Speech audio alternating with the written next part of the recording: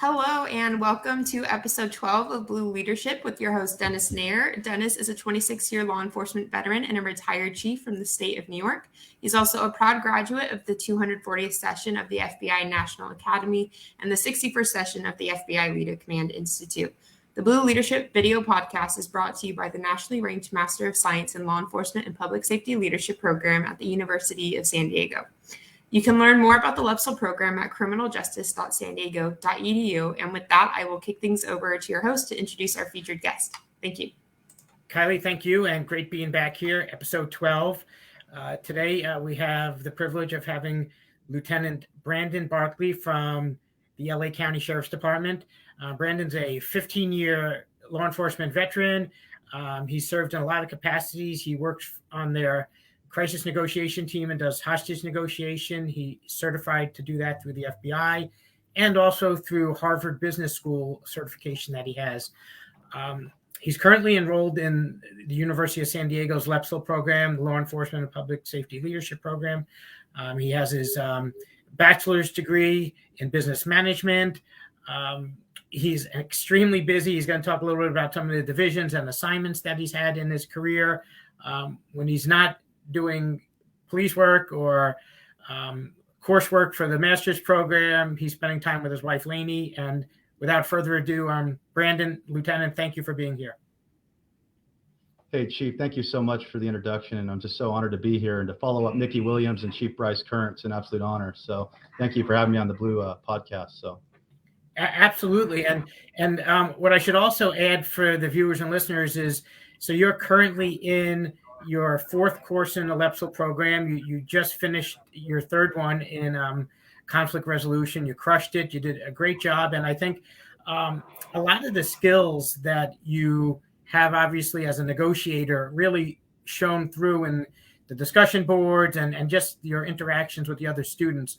But I want to kick things off with really asking you what originally motivated you to apply, get accepted, and enroll in the LEPSL program. So shout out to your marketing team. They're doing a phenomenal job with their social media. And I remember one day I was scrolling through Facebook and I see this picture of a beautiful campus. And obviously it's the University of San Diego. And I read a little bit further and I go, wow, LEPSL program, that's specifically tailored for what I want to do. You know, I'm not a professional athlete. I'm not a musician. I am a law enforcement professional. And obviously I want to be a leader within my organization. So I saw this program is specifically curtailed to law enforcement leaders like myself and other members of the cohort trying to better themselves. And I knew at that moment it was for me. Admittedly, I tried to get a master's degree in 2010, but I went to patrol training and I said that wasn't the time. So I'm so glad I waited, in a sense that I have more value as a middle level manager to bring to the cohort, I would like to say. I do encourage, I did a little more research on USD, and according to the Wall Street Journal in 2020, it was the #1 school in public service. I thought that was phenomenal. And a further accolade was from the U.S. News and how it was the one of the #1 online programs in this pedagogical environment. It's innovative, and it's what I needed being a professional. I'm working 40 to 60 hours a week, and on top of going to school and other things, I knew this program was for me, and it was based off the testimonials as well. And so let's even expanding on that. So when you applied and you came in the fall of 2021, and there's a lot of people who are in the profession that were really thinking, are they going to continue in law enforcement? You know, just, and we're going to talk a little bit later about that, but just the challenges of the pandemic and the civil unrest and the wear and tear of just everything over the last 2 years now. But instead, you not only stayed and you promoted up, but you decided to enhance your own personal knowledge through this program. What made you decide, while everyone else was thinking if this was the profession they want to stay in, you doubled down and enrolled in this program? You know, in the words of John Wooden, if I'm not learning, I'm through. You know, and what I learned is information doubles every 18 months. My degree in 2005, when I achieved it, is stale. You know, they call it Moore's Law. I read that in a book by Robert Kiyosaki, and it goes, information doubles. My degree was stale, and I was yearning for more knowledge and how we can be adaptive. I mean, let's be honest, the future of policing has changed with the integration of body-worn cameras. So we have to get smarter. We need to emphasize more community-oriented policing in this post-George Floyd era. And I think there's an article in organizational theory that touches on it. In the IACP, it talks about the complexity. and does a really good job going over 2020, which was a year that was compounded, exacerbated by an 8-minute and 15-second video. It was a perfect storm, a maelstrom, if you will, of people pent it up. They were frustrated already, and now people committing crimes can wear a mask legally, and it was a massive challenge. So we had to, as law enforcement leaders, find out ways to deal with this problem. And so this was actually going to be a question further along, but let's ask you now. So did you find that what you were gaining from this program was helping you to apply it in real time, certain skills in your role as a second line supervisor during such crisis? I would be remiss if I said no. This has absolutely helped me. It's helped me in conflict management, all the way from a low-level dispute between employees to all the way negotiating out the most intense barricade situation that's life-threatening. And being able to have a respectful vent, I don't want to say rant, but a vent on the discussion boards, and to relate with people that have similar experiences nationwide, to, we could facilitate or foster an environment where it's like, well, what's best practices? I just wanted to comment. There's nothing more exciting to me on a discussion board when somebody adds a substantive post. And you'll see me on there sometimes acting like a cheerleader. And just when somebody puts some information, I'm just like, man, you just get blown away by some of the cohort and the value that they bring. And you guys said it best. Dr. Fritzvold said it best. It goes, the value in this course is the people and what they bring to it. And then on top of that, I'm a better writer by the demands that are put on with the essays, rather, Right. And for those who aren't in the program, the discussion boards to which you're referring that's such an integral part, because there's a prompt and the students answer that prompt, and then it unravels and expands. And it really just not only connects to whatever the prompt is asking, but it shows that the problems are not unique. They're coast to coast. And through it, though, you can learn how other agencies deal with the situation or different twist on it. And I say that has to be helpful for everyone, because even if it's one small nuance, it can improve whatever their challenge is at that time. To piggyback that, sir, where I really set myself apart by being in this program was going to middle management school in the university down in San Diego. And a lot of the retired, matter of fact, Mickey Williams was on the last Blue. He was one of the instructors there. And it just gave me an advantage, whether I was citing work from Colin Powell's 40-70 rule, or I was talking about adaptive systems or using metaphors. And they're just looking at me like, wow, you've done your homework. Because essentially middle management school is a mini MBA that they cram in 3 weeks. And then you substitute this or add as a complement, rather. And it's really helped me. And my lens is much more broad. And so I appreciate it. So, there's a lot of expectations with this program, and, the standards for anything of high quality, standards have to be maintained.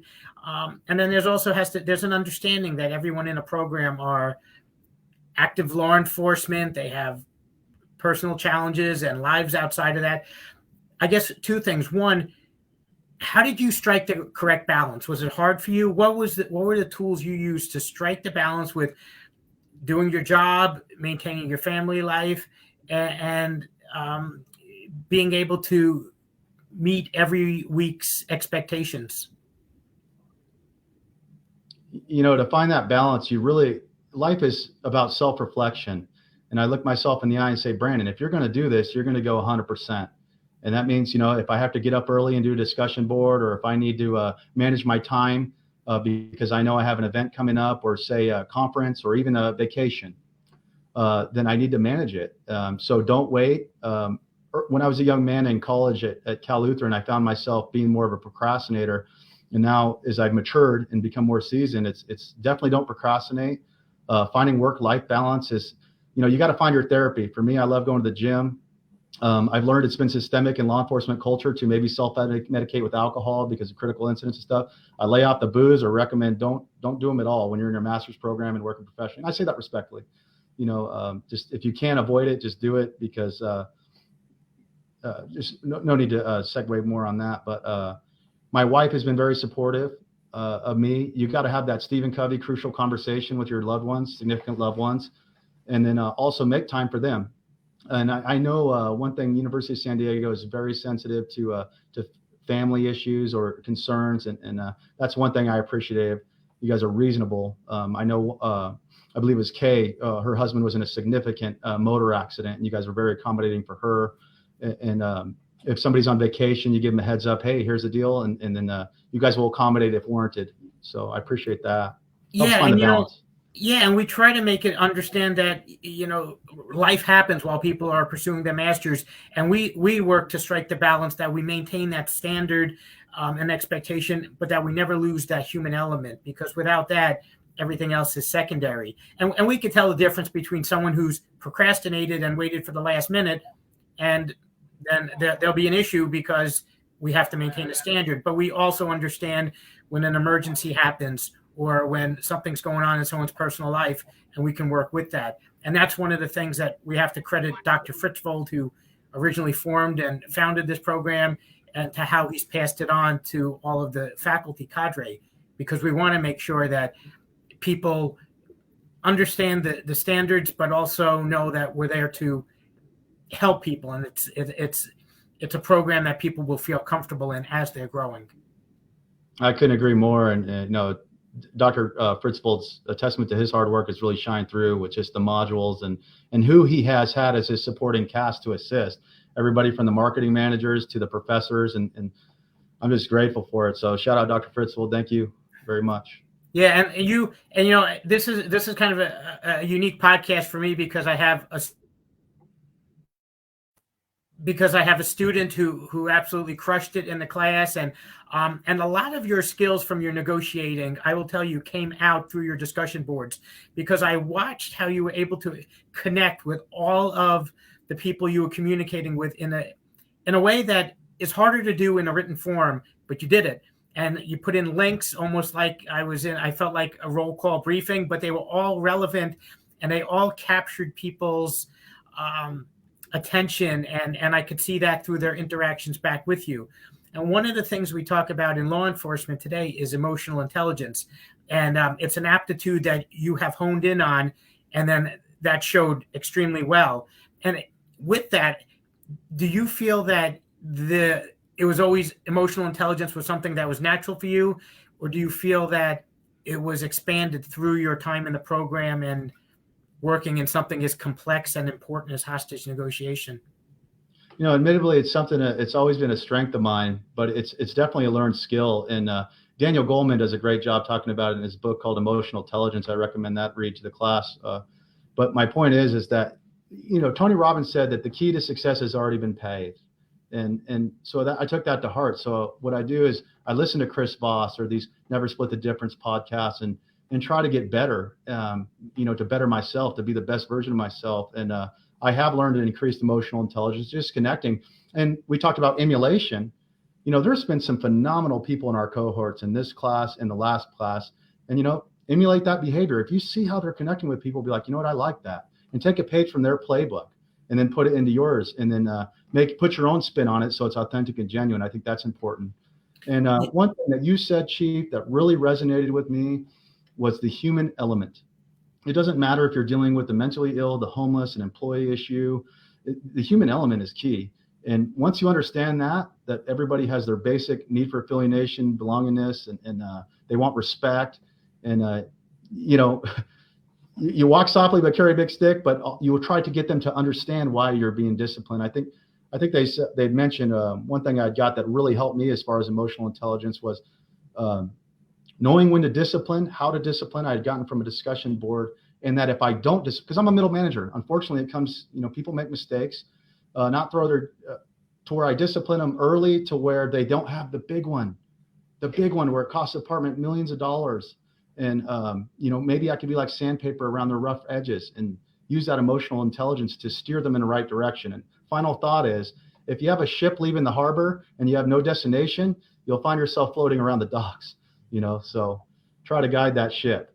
Yeah. And I think as it circles back, is this program just, it expands all that, whether it's through the coursework or the discussion boards, and just being able to really look at something that, maybe we're talking about a methodology toward conflict resolution, and then the matter of employee discipline comes up, and then it gets expanded through the discussion board, and all of a sudden people are seeing things through a different perspective.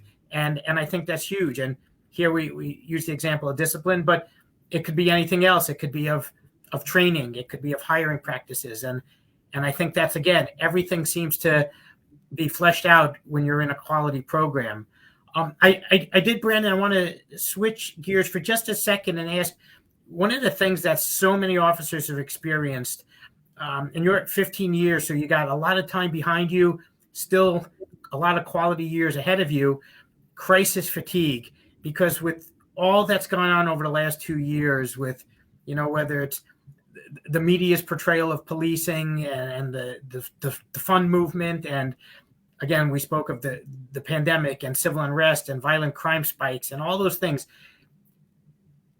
How have you personally been able to do a rigorous program like this, fill that role in a quality way as a middle manager, and prevent the crisis fatigue? And what would you recommend for those listening and watching?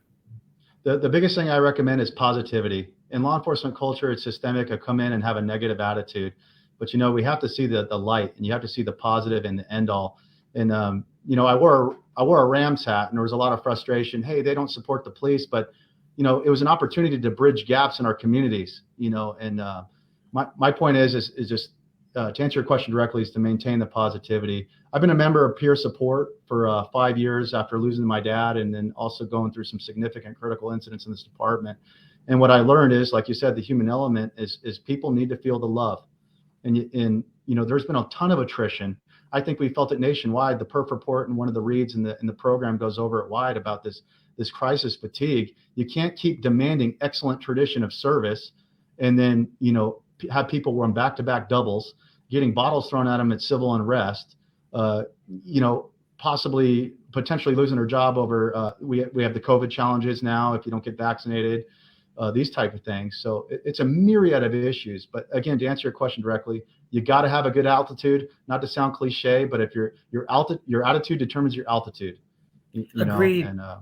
Agreed. And, and to piggyback off that, I said when I was an active chief, I said the whole defund movement was so inconsistent with any sort of evolution of an institution. Anything you ever want to improve, you need to put funding and resources into that. Your house, your health, your education, whatever. And one of the things that I always looked at administratively from a top leadership position was wellness. And the fact that you can talk about how you were able to balance, those stresses with a positive attitude, and then your connection to peer support is huge, because the officers day to day are dealing with such vitriolic dislike at times. You have a really tough role in trying to keep them well. And kudos for you for recognizing the importance of keeping yourself well, because that's such a predicate for keeping others well. Yes, sir. Leadership best demonstrated by action and position. If I don't love myself and take care of myself, I certainly can't help others. So that's the goal, and through this program, I'm becoming better and I'm able to help others. To be honest with you, I'm recommending the program to a lot of our staff, and I think it would benefit them. Yeah, and this is another perfect segue, because we talked about just generically some of your roles, but you also, you were community policing and crime impact teams, and you work for the Detective Bureau. But one of the things you're also a part of is can you talk a little bit about the mental evaluation team, or is it the mental health evaluation team that you were part of? Yes, mental illness is the future of policing. I used to love the exotic arrests. You get the guns and the gangsters, to use a colloquialism, but I realized that I made a greater impact in my community by helping to manage a mental evaluation team, where you're dealing with people on their worst day and you're making it just a little bit more manageable. And then also the homeless. It's a huge issue. 340 million people in the nation, and we got 500,000 nationwide, 70,000 which live in LA County alone. It's a massive challenge. It's not going away, and we have to deal with it. So how can I make an impact? I did self-reflection, and I went to the mental evaluation team. Again, wasn't my initial passion, but then I realized I was making a greater impact. Short story long, it's a 33 teams countywide for our 4,400 mile county, 10 million people in Los Angeles County for our largest sheriff's department in the nation. We are the third largest department in the nation. and we try to help people. We are a support function for patrol, much like Aero Bureau or K9 or SCB would work, SWAT team, and they can call to try to help. One thing that's very important is the de-escalation training that they learn, and how this is relevant to the course is because in that de-escalation training, they teach you the human element, and then to be empathetic and actively listen, which obviously are negotiating skills, which can help, as you know, Chief, which can help you whether you're dealing with a watch commander service common report or you're dealing with somebody with a gun barricaded in the house. So I'm grateful for it, and thanks again.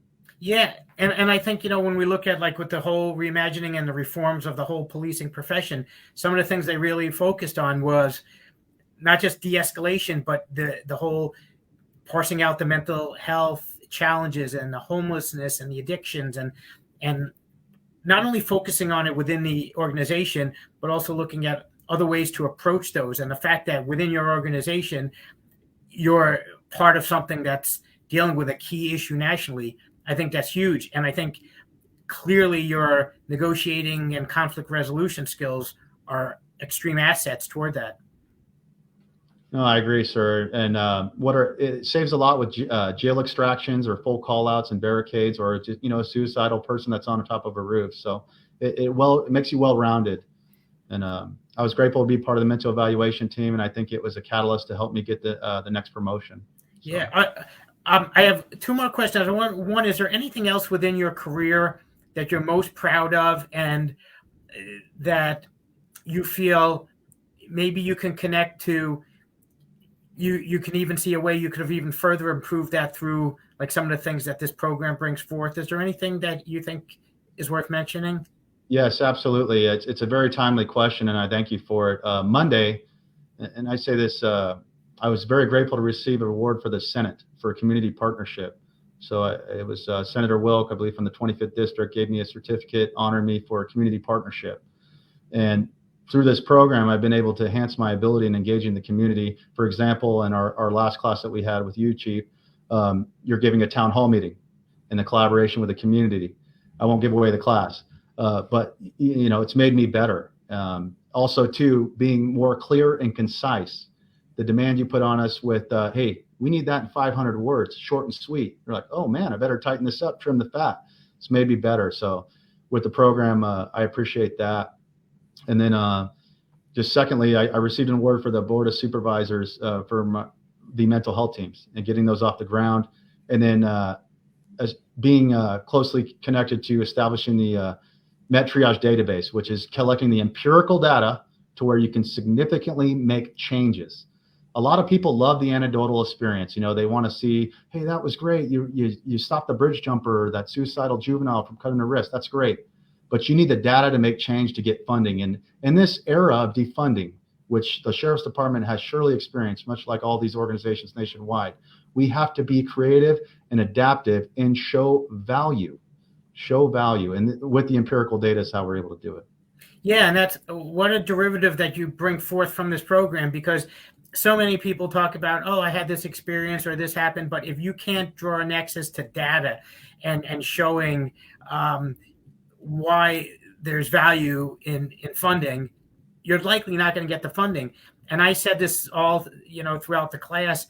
You talked also about the writing and being succinct. And I think this program, one of the hidden gems, if you will, from it is everyone has to really focus on quality writing and how they express themselves through each assignment, because really the barometer by which we're gauged more often than not is our writing, whether it's to our supervisors or to the chief or to an outside entity where you're looking for funding, or in a information or arrest report that's going to the courts and district attorney or defense attorney's office. I mean, those are the things that people are going to gauge a person and if you can write well, it usually bodes very well for that person. So I'm glad you brought that up, because it's something I know to be true, and I'm glad as a student who's going through the program, you see that value too. No, yes, sir. Thank you. Definitely. Hey, so my last thing I'd like to wrap up with is there's people I guarantee that have in their mind they'd like to start a master's program, they'd like to earn their advanced degree, but they probably spend more time talking themselves out of it because of some of the things we talked about, the time commitments, the actual challenge of completing a quality master's degree, the cost.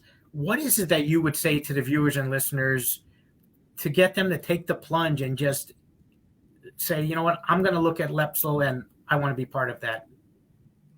Not to quote Governor or former Governor Arnold Schwarzenegger, but it's like, while people are out there horsing around, partying and living a mediocre life, there's people getting smarter and they're getting stronger. And that could be you, and it could be through this program. This cutting edge program will give you an edge. Education is huge right now. It's been statistically proven that officers with an education are less likely to get into critical incidents. They have better de-escalation skills. They have more emotional intelligence, and they are what departments need to meet the needs of the community. So in University of San Diego, that's a title. You ever heard, hey, where are you going to school? And they'll throw out I'm not going to say a name, but they'll throw out a school and you're like, no, I'm going to University of San Diego. And you see the eyes light up and it's wow. And just an honor to be a Torero. I went and got my hat, so I'm part of the community. For sure. And when it's ranked by Consumer Reports for the quality of it, I mean, same with me. And when I saw that this institution had such a quality program and it was a school that's well recognized, for me that was a no-brainer. And I double down on what you said. Yeah, for those listening, just do it. I guarantee they'll get the value much sooner than later. And you're going to learn a lot of big words. Your troops are going to throw a thesaurus at you. All jokes aside, but we all said that. We said every one of us when we got into this program, we had to buy a thesaurus. We learned some things, and our vocabulary increased, but along that was our overall knowledge too. Yes, sir. Absolutely, I concur.